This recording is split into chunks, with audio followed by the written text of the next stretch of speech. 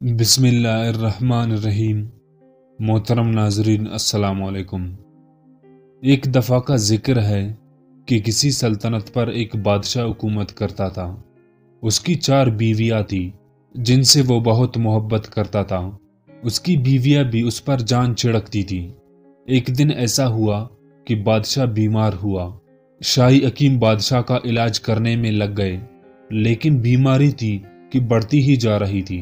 नौबत यहाँ तक आ गई कि हकीमों ने जवाब दे दिया, बादशाह सलामत, आपका मर्ज ला इलाज है, आपके पास जिंदगी के कुछ ही दिन बचे हैं।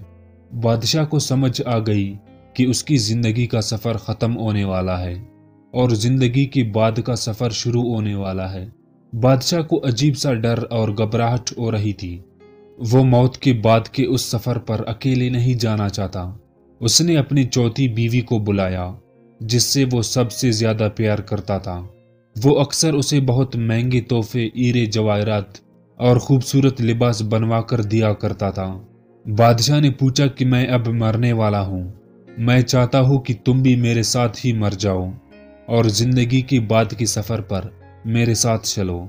चौथी बीवी ये बात सुनकर हैरान रह गई। उसने साफ इनकार कर दिया और भागते हुए कमरे से बाहर चले गई। बादशाह को थोड़ी मायूसी हुई, लेकिन फिर उसे अपनी तीसरी बीवी का ख्याल आया। वो मुझसे बड़ी मोहब्बत करती है, वो जरूर मेरे साथ चलेगी।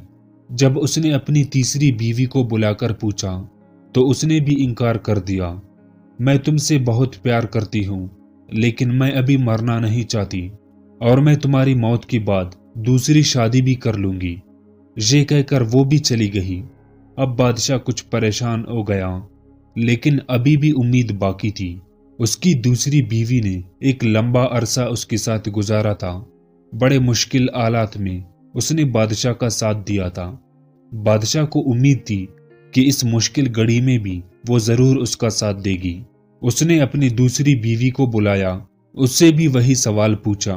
दूसरी बीवी ने भी मुआजरत कर ली, मैं तुम्हारी कोई मदद नहीं कर सकता, मैं तुम्हारे जनाजे और कफन दफन का इंतजाम अच्छी तरह करूंगी, आखिरी रसूमात तक तुम्हारे साथ रहूंगी, लेकिन मैं तुम्हारे साथ मर नहीं सकती। बादशाह अभी सोच रहा था कि क्या करें। अचानक एक आवाज आई, मैं जिंदगी की बाद के सफर पर तुम्हारे साथ जाऊंगी और आखिरी दम तक तुम्हारे साथ ही रहूंगी। बादशाह ने देखा वो उसकी पहली बीवी थी, जिसका वो बहुत कम ख्याल रखता था, बहुत कम वक्त उसे देता था। बादशाह को उसकी बात सुनकर बड़ी पशेमानी हुई। मैंने अपनी जिंदगी में तुम्हारी कदर नहीं की, मुझे तुमको ज्यादा तवज्जो देनी चाहिए थी।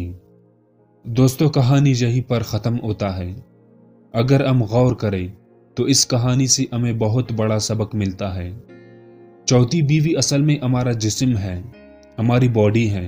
हम उसकी खूबसूरती का, उसे दिलकश बनाने का बहुत एहतमाम करते हैं, मेकअप करते हैं और अच्छे और महंगे कपड़े पहनते हैं, जेवरात पहनाते हैं, लेकिन हमारे मरते ही हमारी बॉडी डेड बॉडी बन जाती है और ये सफ़र आखिरत पर हमारे साथ नहीं जा सकती।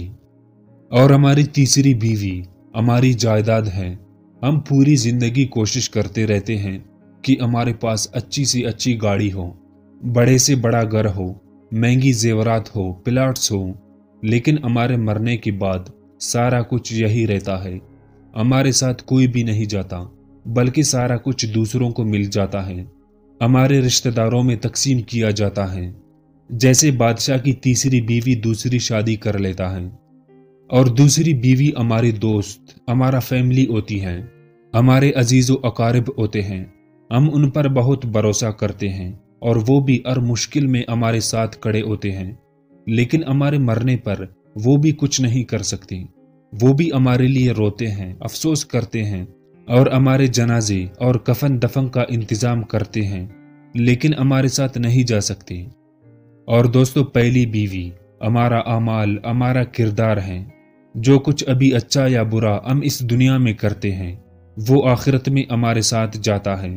अगर हम इस दुनिया में अच्छे आमाल करेंगे, नेक आमाल करेंगे, लोगों की मदद करेंगे, लोगों की काम आएंगे, अल्लाह के हुक्म के मुताबिक जिंदगी गुजारेंगे, तो वो अच्छे आमाल रोशनी बनकर خوشی اور راحت بن کر آخرت کے سفر پر ہمارے ساتھ جائیں گی، اور ہمارے مرنے کے بعد وہی ہمارے کام آئیں گے، ہمارا ساتھ دیں گے۔ اس لیے اپنے ایکشنز، اپنے اعمال کا خیال رکھیں۔